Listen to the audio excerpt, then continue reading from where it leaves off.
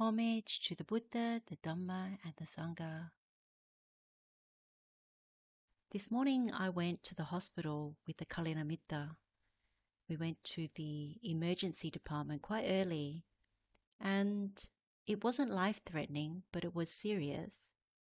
When we got to the hospital, there were hundreds of people already, hundreds of people lining up. It was the public hospital, so it wasn't a private hospital. Free healthcare is still available in Sri Lanka.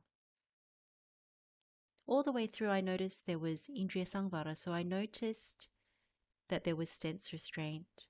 So when we went there, I glanced around, had a quick look, but didn't really go into signs and features of people. I just understood that there were a lot of people who were sick and loved ones who were also there accompanying the people that were sick. But mostly it was sick people. There was both young and very old, all the way through, lots of different age groups. So I sat down, and while I was waiting for Karaṇīyametta, the meditation that really came to mind was dukkhā paṭipadā dandhābhiññā. So the first profitable direction, painful practice with slow realization. And it's really interesting when you share this Dhamma about how to do the meditation. It's good to learn it properly. It's very good to learn it properly, because when you actually meditate in a suitable place, what happens is it comes very quickly, the steps, and sometimes you don't even register that you're doing the steps. But as I was sitting there, I didn't have to pick my meditation object, because when you look at dukkhā paṭipadā dandhābhiññā, what we're really looking at is to understand the physical nutriment. This is the medicine for taking the physical nutriment and going the wrong way through desire, desire for samsara, desire for sensual pleasures. So when I was sitting there, the meditation object was really asking myself about this body. Rather than going into 32 body parts or seeing the body as repulsive or contemplating death, what came quite naturally is to see the fragility, the fact that the physical nutriment fails us. I just had to sense all these people around me, hundreds of people, all in sadness, sorrow, lamentation, all in pain. Even sitting, waiting for a friend, what I noticed was I'm taking refuge in this body that is going to fail.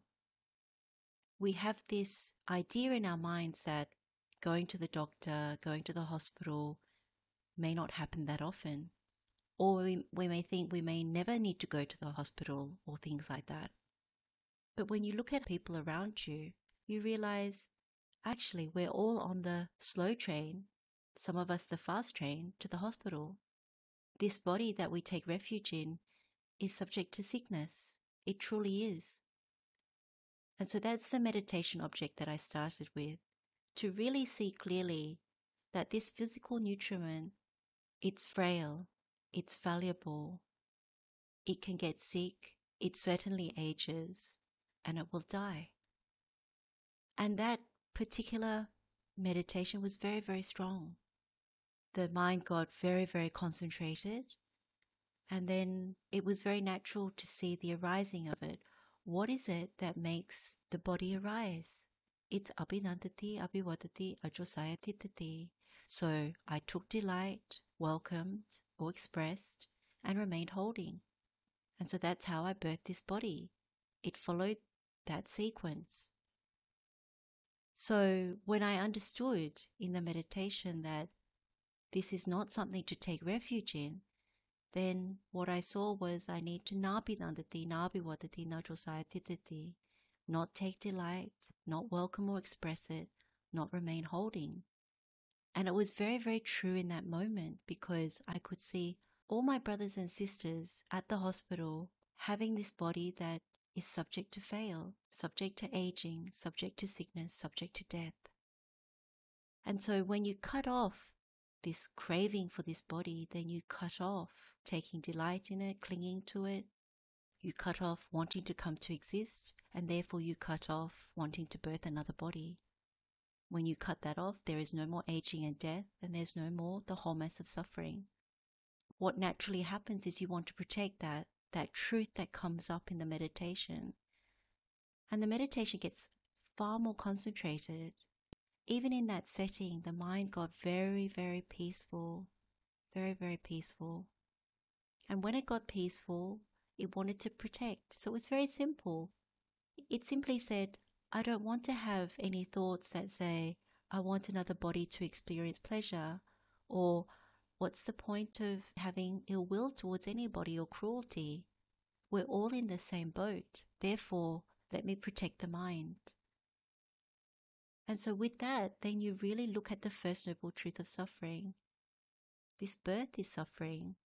This aging is suffering. This sickness is suffering. Death is suffering. It's very, very strong in that moment. You see it. You don't have to search out for the first noble truth. It's right there. And so even when you look at that, you see this body we take as reliable. It's not. It's constantly aging, getting sick. And so when you see that, if it ages, then it will die. Where's the permanency? There's no permanency in this body. We think we can hold things at bay. It won't happen to us, but it will. So when you look at that, you think, what is the problem? The problem is this physical form. We take refuge thinking that we can have long-lasting happiness. It's not true.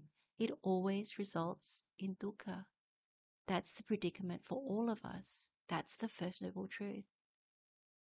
And so when you see that, the very strong thing that comes up is the determination for truth. The truth that is undeceptive in nature, which is Nibbāna.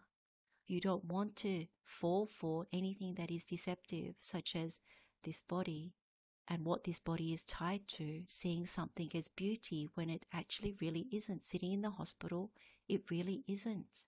It doesn't last. It doesn't give pleasure. And why do we take it as mine? So all that is deceptive. It's a mental corruption to see it in any other way. And so that very strong determination for truth is for Nibbāna, something that is undeceptive, something that offers supreme safety and happiness.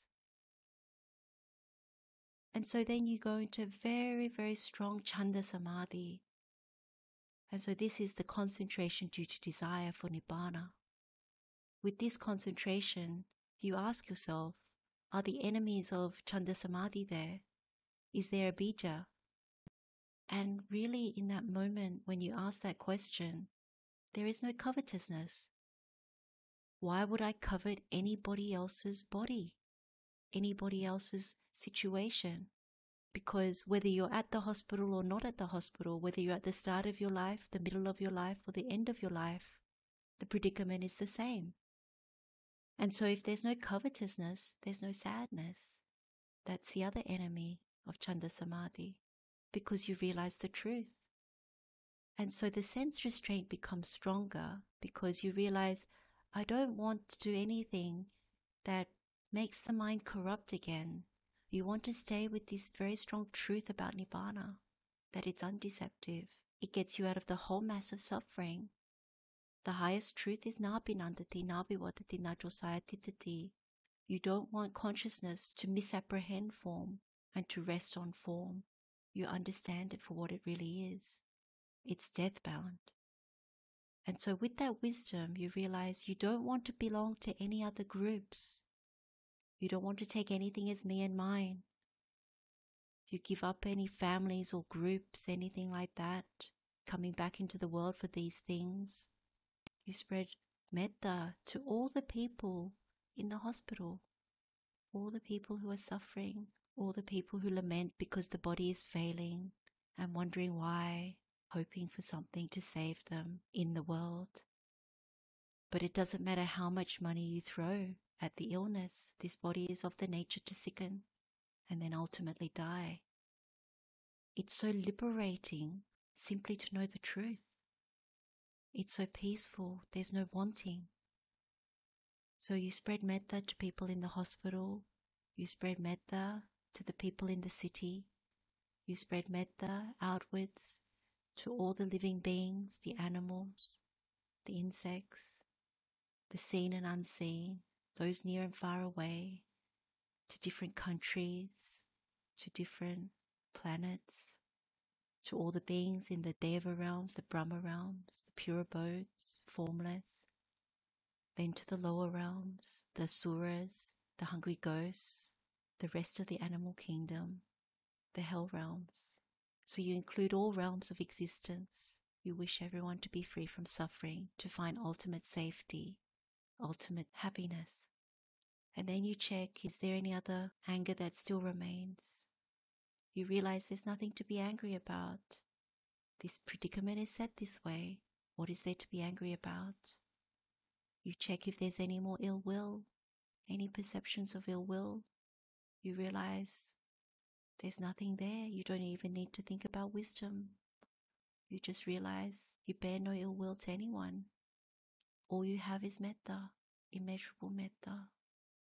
And so the last thing you double check, which is already there in this meditation, you don't covet anything. You don't covet lust in the senses. You don't want to come back into a mother's womb to face the same predicament that everybody in the hospital is going through. And so you spread metta from there. May all beings be free from suffering. May all beings attain Nibbāna. May they attain Nibbāna in this lifetime, the next lifetime, or beyond. Keep spreading metta.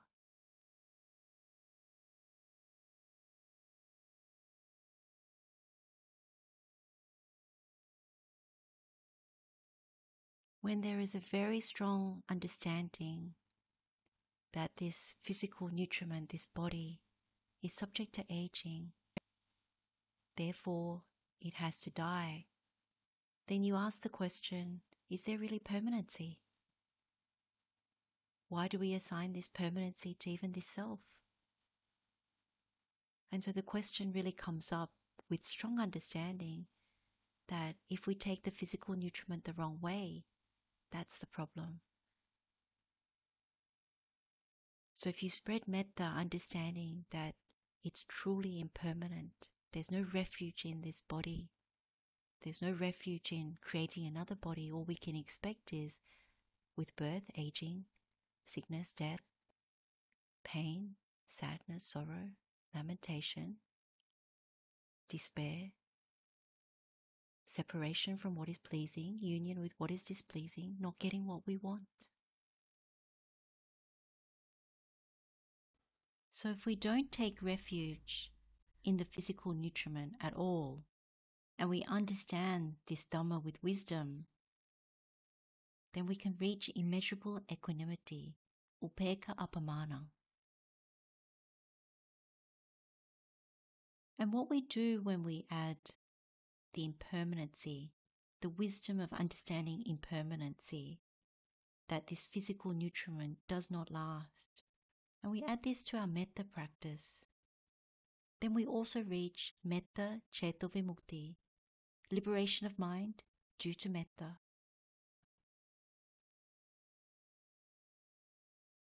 Keep meditating for as long as you wish, and come out when you wish.